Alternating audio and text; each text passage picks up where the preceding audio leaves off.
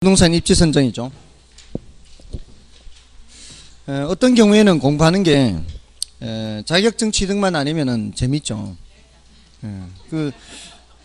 그렇잖아요. 시험만 아니면은 이런 새로운 내용들이 많이 나오잖아요. 그리고 사실은 그런 경제 현상들이 우리 주위에 있는데 경제학자들의 눈으로는 그게 보인 거죠. 그러니까 이제 그런 이론을 이렇게 발표를 하는 거죠. 그러니까 좀 학자들은 참 대단한 것 같아요. 학자들의 눈으로 그게 보인다는 것이 예전부터 있었던 현상임에도 불구하고 그것이 안 보이다가 학자들의 눈에 보이고 이런 것들도 있는 거거든요. 그게 이제 그 정보경제학이라는 게 있어요. 그게 역선택, 도덕적 해이 이런 거 있지 않습니까? 그게 다 옛날부터 있었던 현상인데 그게 정보경제학이라는 게 생긴 것이 불과 얼마 안 되거든요. 불과 얼마 안 돼요. 옛날부터 있었던 현상이에요. 그러니까 정보를 갖고 있지 못한 쪽에서는 그런 이제 역선택을 하게 될 가능성이 많다는 거죠. 그래서 정보가 없는 쪽에서는 이제 어떻게 하면은 그런 거를 극복을 할 수 있을까 해서 그 대책이 또 있어요. 사실은 정보 경제학에는 정보가 없는 쪽에서는 정보를 알아내기 위해서 어떤 이 표시를 하게 됩니다. 선별을 하게 돼요. 그래서 그런 이제 정보가 없는 상황을 극복하고 이런 것들이 뭐가 있는가 하면은 우리 중국집에 가면은 이게 꽃배기는 얼마 더 받고 이렇게 하는 거 있죠. 이 가격을 그렇게 달리 써 놓는 거예요. 꽃배기는 뭐 1,000원을 더 받는다거나 뭐 2,000원을 더 받는다거나. 자, 이게 주인 입장에서는 매번 들어오는 손님들이 저 사람이 배가 많이 고픈 사람인지 적게 고픈 사람인지를 알 수가 없잖아요. 올 때마다 물어볼 수도 없고 많이 고파요, 적게 고파요 이렇게. 이게 정보를 모르는 상황이죠. 그 사람에 대해서. 그 모르는 상황인데 그냥 간단하게 그냥 가격표에 꽃배기 하나 딱 써 붙여 놓은 것이 선별을 하는 겁니다. 들어온 사람이 알아서 그냥 배 많이 고픈 사람은 꽃배기 시키는 거고 적게 고픈 사람은 그냥 시키는 거고 그러니까 알아서 선별을 하는 거죠. 그 가격표를 달리하는 것 자체로.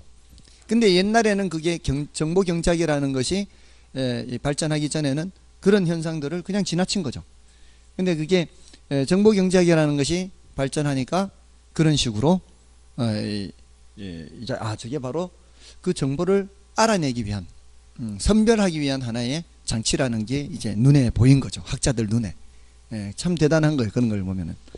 아무튼 제가 경제학을 알게 됐다는 것이 참 다행인 것 같아요.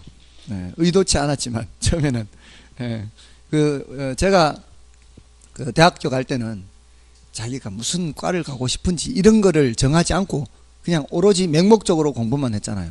그러니까 굉장히 불행한 세대죠. 맹목적인 것은 너무나 위험한 거죠. 눈 감고 가는 거잖아요. 맹목이. 눈 감을 맹자잖아요. 눈 감고 간다는 건 정말 위험한 거죠. 어떻게 보면 망망대해에서 내가 목적지를 정하지 않고 막 무작정 그냥 노를 저어가는데 육지와는 반대쪽으로 갔던 만큼 다시 되돌아와야 되잖아요. 그러니까 이건 바보 같은 짓이라는 거죠. 일단 목적을 정해놓고 해야 되는데 아무튼 경제학이 참 재밌는 부분이 많습니다. 자, 이제 입지 선정 활동이에요. 입지론.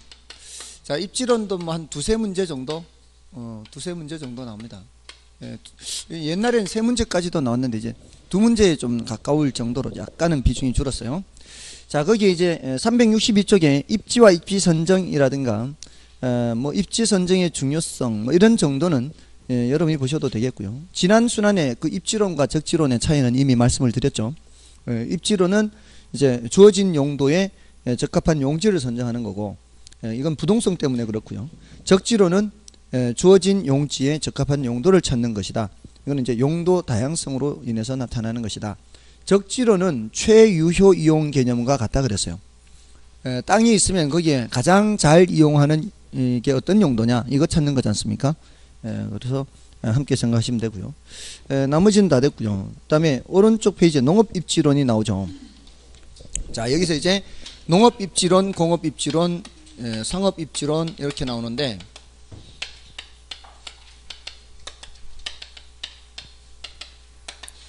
제일 중요한 거는 상업입지론입니다. 그 다음에 공업입지론. 공업입지론은 한 10분의 2, 3 정도밖에 안 돼요. 10분의 2에서 10분의 3.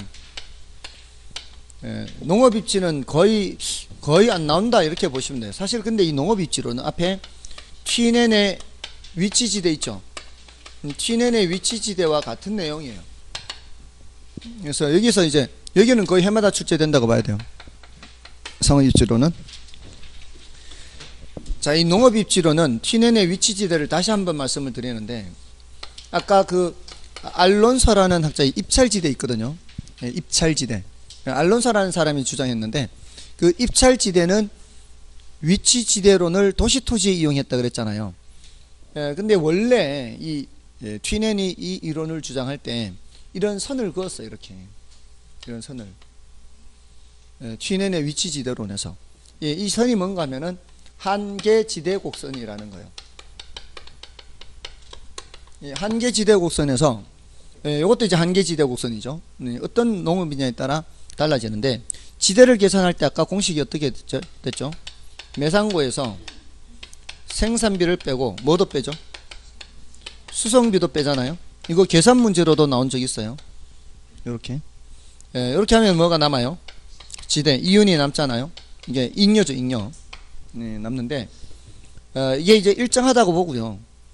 뭐만 다르다고 보는 거예요. 거리만 다르다고 보는 거죠. 거리와 단위당 수송비. 거리와 단위당 수송비가 달라요. 그러니까 어떤 농업은 농산물 수송비가 거리가 1km 멀어질 때마다 10원씩 발생하고요. 어떤 농산물은 거리가 멀어질 때마다 20원씩 발생해요. 그 거리가 멀면 멀수록 이 말이죠. 자, 이거는 1km, 2km, 3km 거리가 멀수록 이제 10원, 20원, 30원 이렇게 빼겠죠. 여기는 거리가 1km, 2km, 3km 멀어질수록 20원, 40원, 60원 이렇게 빼겠죠. 어떤 게 더 많이 빼는 거예요? 요 뒤에 게 더 많이 빼잖아요. 그러면 이게 빼고 남는 지대는 얘는 20원, 40원, 60원씩 떨어지는 거고요. 얘는 10원, 20원, 30원씩 떨어지겠죠. 어떤 게 빠른 속도로 떨어져요? 이게 이제 비용이 많이 발생하는 게 지대가 많이 빠른 속도로 떨어지겠죠. 그럼 요놈이 요 20원씩 수송비가 20원씩 발생하는 거고, 요 완만한 거는 수송비가 10원씩 발생하는 거겠죠. 그래서 어떤 농산물이냐에 따라 이렇게 달라지는데, 요 안쪽에서는 매상고에서 생산비 빼고 수송비 빼고 남는 지대가 얘가 더 많잖아요. 바깥쪽에서는 얘가 더 많죠. 그럼 바깥쪽에서는 얘가 자리를 잡게 되고요. 안쪽에서는 얘가 자리를 잡게 된다는 거죠. 자, 근데 200년 전에 서양에서의 농사 짓는 거나 지금 현재 우리나라에서 농사 짓는 거나 그 품종은 달라도 성격은 비슷한 농작물이 생산이 되는데, 요 안쪽에서 농사 짓는 것은 집약적인 농업이 자리 잡게 되고요. 바깥쪽에서는 조방적인 농업이 자리 잡게 된다는 거예요. 집약이라는 것은 노동이나 자본이 많이 투입되는 거, 조방이라는 것은 노동이나 자본이 적게 투입되는 것을 말해요. 그러니까 농사도 노동이나 자본이 많이 투입되는 농사가 있고 노동이나 자본이 적게 투입되는 농사가 있는데, 이 도시 근교에는 집약농업이라는 거예요. 예를 들어서 얘는 시설 재배예요. 시설 재배라는 게 뭐예요? 비닐하우스 이렇게 설치해서 이렇게 보일러 이렇게 틀어서 온도 맞춰서 그렇게 생산하는 거는 자본이나 노동이 많이 투입되죠. 그런 거는 어디 근처에? 도시 근처에 자리 잡고, 조방농업은 외곽에 자리 잡는다. 이렇게 하는 것이 바로 이 입지론의 농업 입지론의 내용이에요. 그러니까 요 내용은 200년 전 유럽이나 지금의 우리나라나 똑같다는 얘기죠. 그럴듯하잖아요. 그렇게 생각하시면 되고요. 자, 그 내용이 이제 363쪽의 내용입니다. 자, 한계지대 곡선이라고 하는 거, 집약농업의 한계지대 곡선이 더 가파르죠. 조방농업의 한계지대 곡선이 더 완만하죠. 그걸 생각하시면 되고요. 다음에 이제 넘어가시면은 공업입지론이 있죠. 자, 이 공업입지론은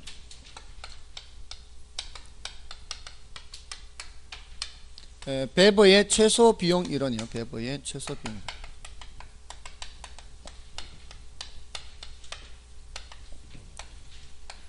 배버의 최소 비용이로는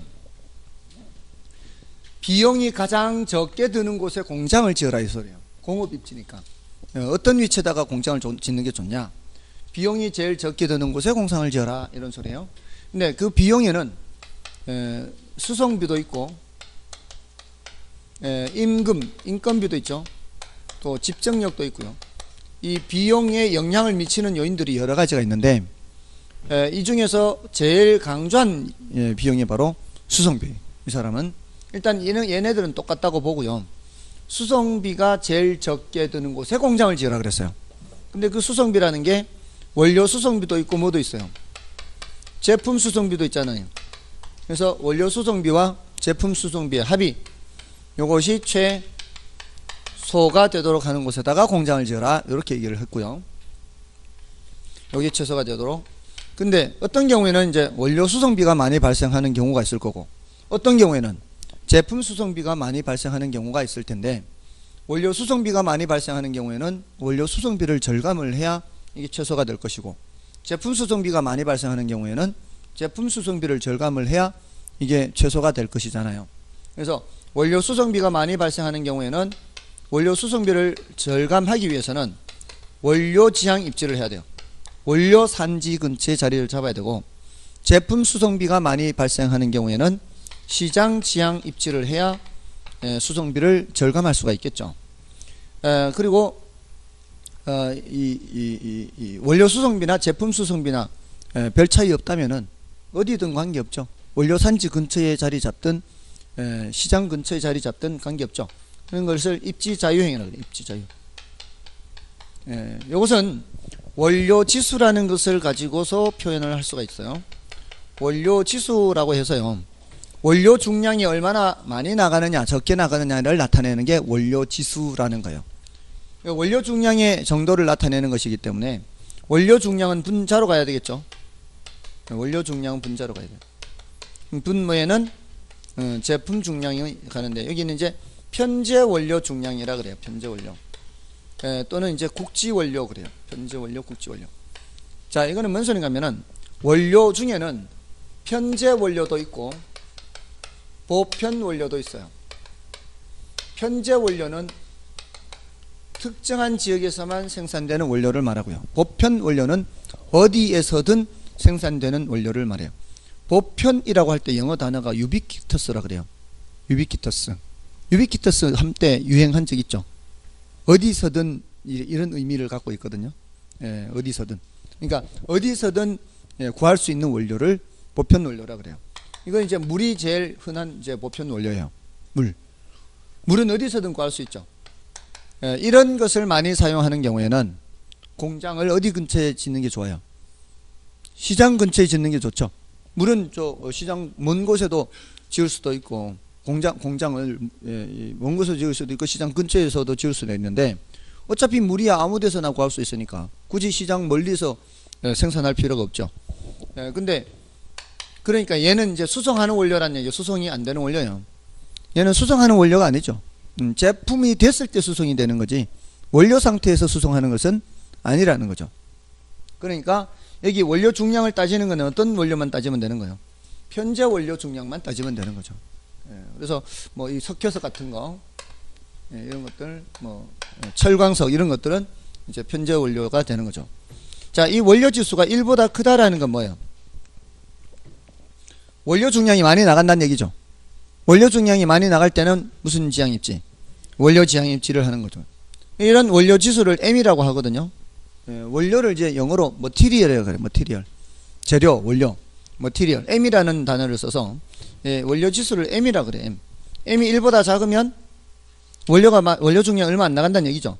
그럼 원료 중량 얼마 안 나가면 시장 지향이에요. 원료 중량, 원료 수송비 부담이 적으니까. 그 다음에 입지 자유형은 뭐겠어요? M이 1인 경우를 말하는 거죠. 그래서 이렇게 어떤 지수를 나타내는 것은 아주 간단하게 설명을 할 수가 있거든요. 그래서 M이 1보다 크냐? 이거는 원료 지향. M이 1보다 작으냐? 시장 지향. M이 1이냐? 그러면 입지 자유형. 이렇게 얘기를 할 수가 있어요. 자, 이거는 수송비 관점에서 얘기하는 거거든요. 근데 수송비만 본 게 아니잖아요, 이 사람이. 임금도 받잖아요. 그래서 이렇게 설명을 해요. 만약에 어떤 미치가 M이 이런 관점에서 수송비 관점에서 제일 적게 발생하는 위치를 찾았어요. 여기가 최소 수송비 지점이에요. 최소 수송비 지점을 찾았으면은 여기가 일단은 우선적으로는 제일 좋잖아요. 근데 수송비만 볼 것이 아니고 뭐도 봐야 되니까 임금도 봐야 되잖아요. 그러면 이제 다른 지역을 물색해 보는 거예요.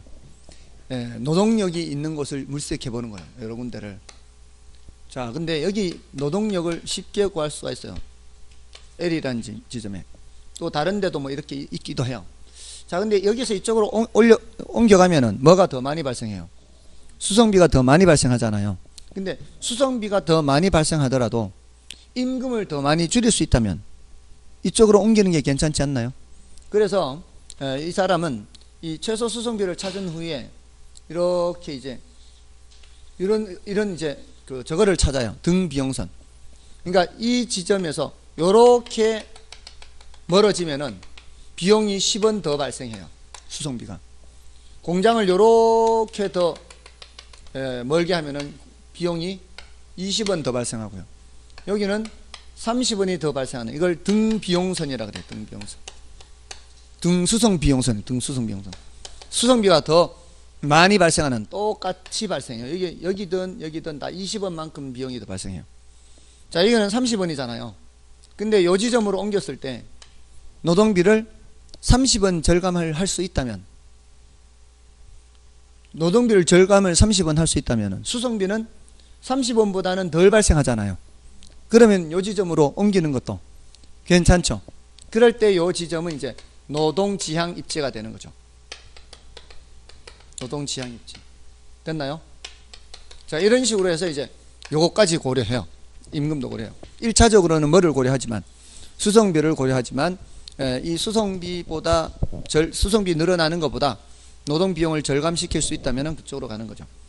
또 경우에 따라 집정력으로 인해서, 이 집정력은 관련 업종들이 한데 모여 있으면은 비용 절감 효과를 얻을 수 있는 경우를 말하죠. 그래서 이 앞에 두 가지는 작을수록 좋지만 이 집정력은 클수록 좋아요. 그러면 이제 비용 절감 효과가 높으니까. 그러니까 자동차 산업이라든가 석유 화학공업 이런 것들은 관련 업종들이 한데 모여 있는 게 비용 절감 효과를 많이 얻는 거거든요. 그런 경우에는 집적지향 입지 그래요. 집적지향. 자, 이렇게 다양한 이제 입지가 있다는 거죠. 자, 이런 다양한 입지가 있고요. 자, 이제 교재를 좀 보고 이제 더 설명을 드리면 364쪽에 의의에 보시면 배부의 최소 비용 이론은 공업 입지로서 최적 입지는 다른 조건이 동일하다면 비용이 최소가 되는 지점이라는 이론이다. 배버가 고려한 3대 비용 인자는 수송비, 노동비, 집적 경제를 말하는데, 집적 경제가 집정력을 보는 거고요. 그 중에서 수송비 인자를 가장 중요한 인자로 보았습니다. 공업 입지에 관한 이론을 최초로 전개한 경제학자인 배버는 공업 입지에 영향을 미치는 요인으로서 어느 지역에서나 발생하는 일반적인 입지 인자인 수송비와 노동비를 중시하였으며 특정 지역에 나타나는 입지 인자로서 집적 경제를 고려했고요. 다음에 그 원리를 보시면 밑에 그 배버의 최소 비용 이론은 여러 비용 항목 중에서 수송비를 가장 중시하여 공업의 최적 입지는 최소 수송비 지점이며 최소 수송비 지점은 원료 수송비와 제품 수송비 합이 최소인 지점이다. 자, 앞에 다 말씀을 드렸고요. 그 나머지 이제 수송비는 원료와 제품의 무게, 원료와 제품이 수송된 거래에 따라 결정되는 원칙을 적용해서 이론을 전개하고 있다. 다음에 반가로 2번 아까 말씀을 드렸으니까 여러분들이 확인하시고요. 다음에 반가로 3번에 이제 조금 전에 말씀드렸던 원료지수가 있죠. 그 원료지수 M이 이제 1보다 크면 아까 원료지향, 1보다 작으면 시장지향이 하는데, 그 입지 중량이라는 용어가 있죠. 요거는 좀 중요도가 원료지수보다는 좀 낮아요. 근데 참고로 알아두시는데 차이점이 뭐예요? 분자에 제품 중량이 하나 더 있죠. 요것은 이 값이 M이 1일 때는 요 입지 중량은 2가 돼요. 얘가 1보다 크면 입지 중량은 2보다 크고요. 얘가 1보다 작으면 얘는 2보다 작은 거예요. 그러니까 입지 중량은 그냥 숫자 하나 차이가, 숫자 1만큼이 차이가 난다, 이렇게만 기억하시면 되겠고요. 중요한 거는 더 중요한 거는 원료 주수입니다. 다음에 이제 괄호 3번의 오른쪽 페이지에 노동지향 입지, 집적지향 입지. 자, 요거는 이제 여러분들이 확인하시면 되고요. 다음에 괄호 5번에 구체적인 예들이 있죠. 공업 입지 형태에 의해. 자, 이거는 이제 암기하는 게 아니고요. 한번 읽어만 보겠습니다. 원료지향 입지에서 최종 제품은 값이 비싸고 소량이 되는 중량 감소 산업. 자, 중량 감소 산업이라는 게 원료 무게가 많이 나간다는 얘기죠. 그래서 점점 폐기물이 발생하니까 중량이 점점 줄어드는 거예요. 그거는 원료 지향해야 되고요. 그 다음에 아까 편제 원료를 많이 사용한다 그랬잖아요. 이것도 원료 지향이고요. 그 다음에 원료 수송비가 상대적으로 비싼 경우, 자, 이것도 마찬가지 원료 지향. 그 다음에 원료 생산지에 입체해 생산을 하는 산업, 이건 뭐 당연한 얘기고요. 그 다음에 원료 부패성이 심한 물품을 생산하는 공장이에요. 원료가 부패가 잘 돼요. 그럼 빨리 부패하기 전에 가공을 해야 되죠. 어떤 게 있을까요?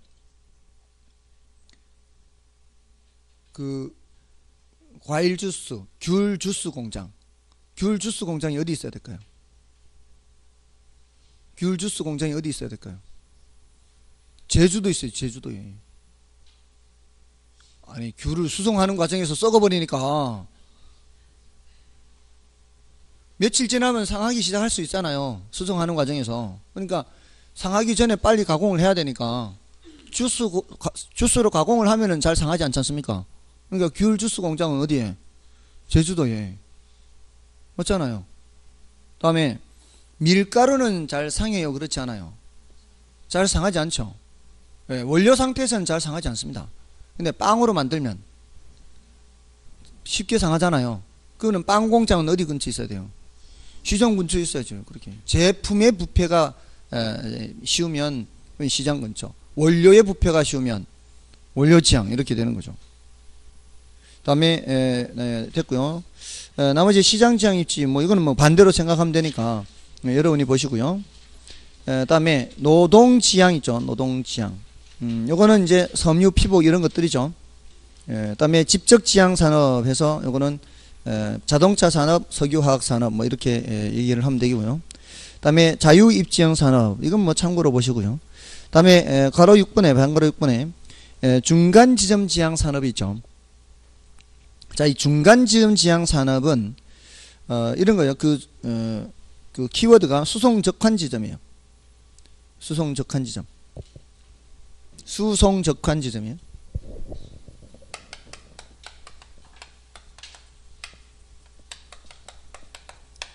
이건 이제 옮겨 싣는 거예요. 옮겨 싣는 거.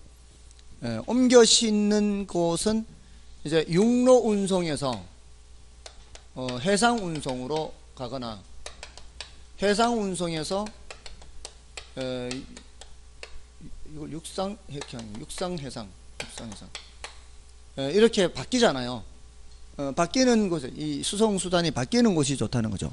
또는 철도 수송에서 도로 수송으로 바뀌거나, 도로 수송에서 철도 수송으로 바뀌거나, 이렇게 바뀌는 곳이 좋다는 거죠. 그죠? 그러니까 우리나라는 자원이, 지하 자원이 많지 않아서 외국에서 지하 자원을 수입해서 그를 가공을 해서 수출을 하는 이런 산업이 발전했잖아요. 이걸 무슨 무역이라 그러죠? 가공무역이라고 하죠. 가공무역.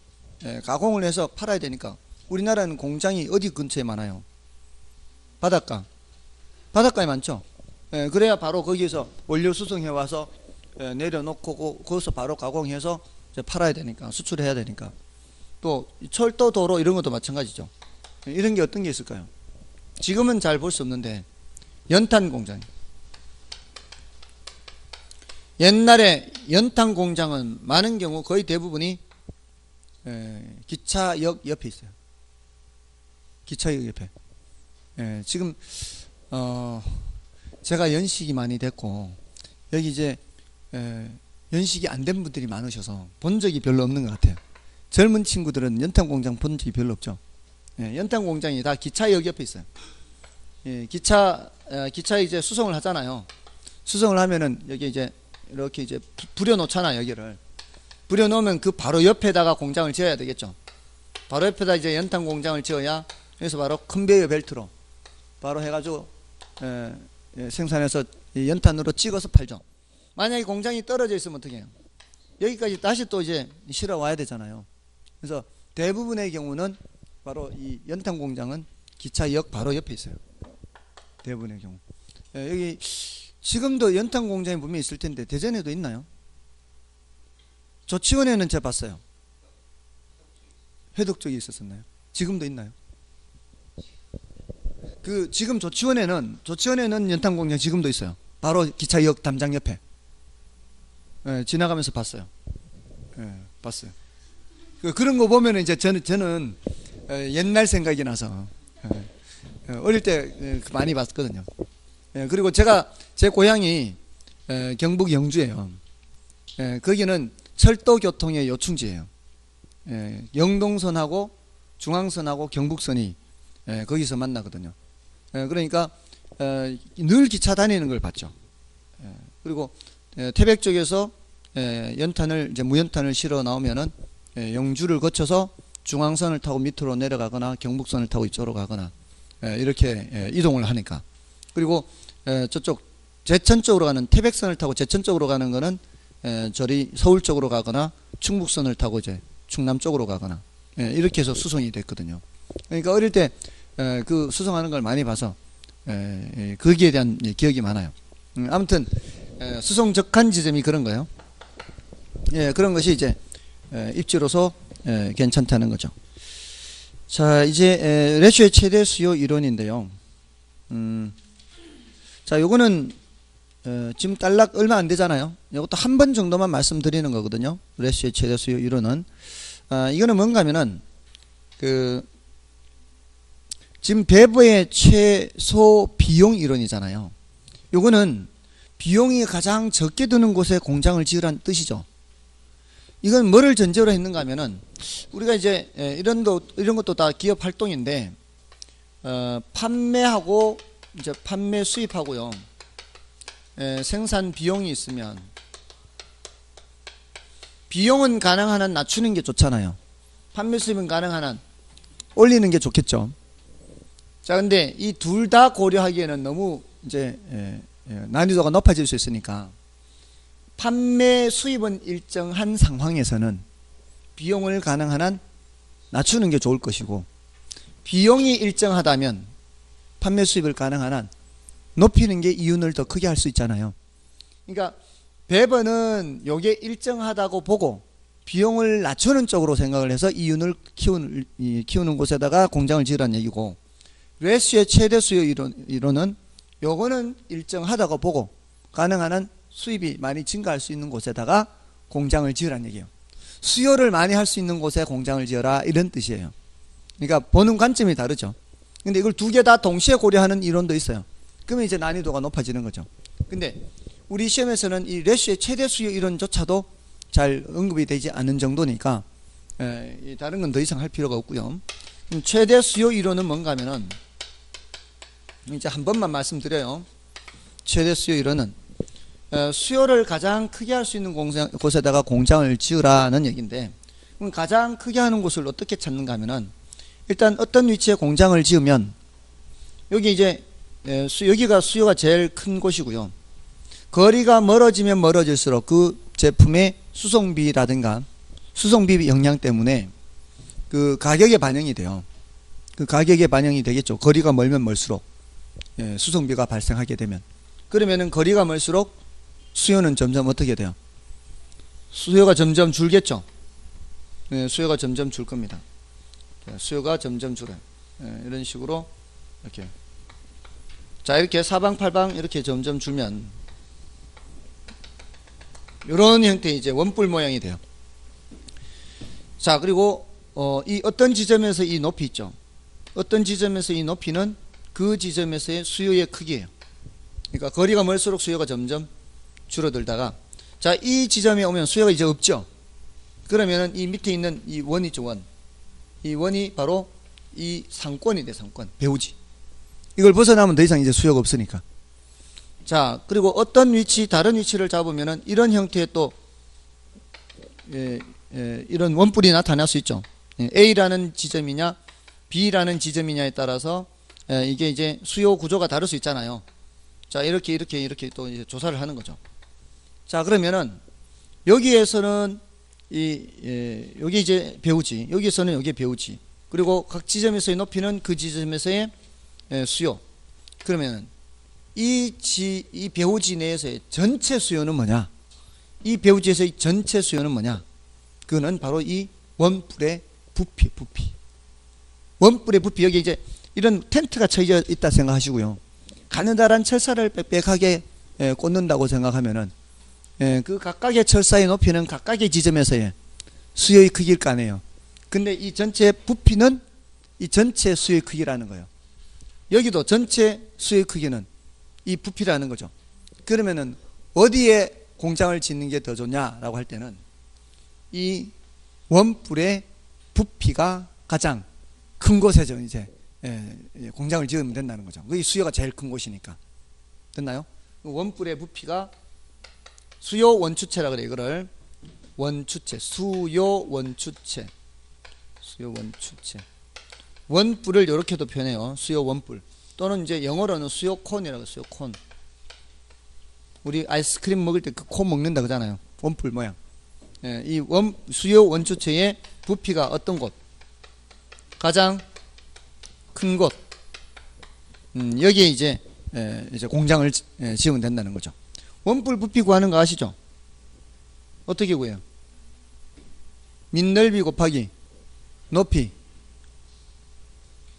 뿔은 곱하기 3분의 1 해야 되잖아요. 기둥은 밑넓이 곱하기 높이만 하면 되는데, 뿔은 밑넓이 곱하기 높이 곱하기 3분의 1 해야 돼서 다 까먹었어요. 기억 안 나요? 여러분들은 자, 이게 이런 깔때기 모양의 주스잔이 있어요. 주스잔 이제 평평하다 치고요. 이게 총 20cm예요. 높이가 10cm, 한가운데 10cm, 한가운데 10cm. 여기 주스를 가득 채워서 우리 애한테 아빠가 밥 먹을게, 네가 밥 먹어.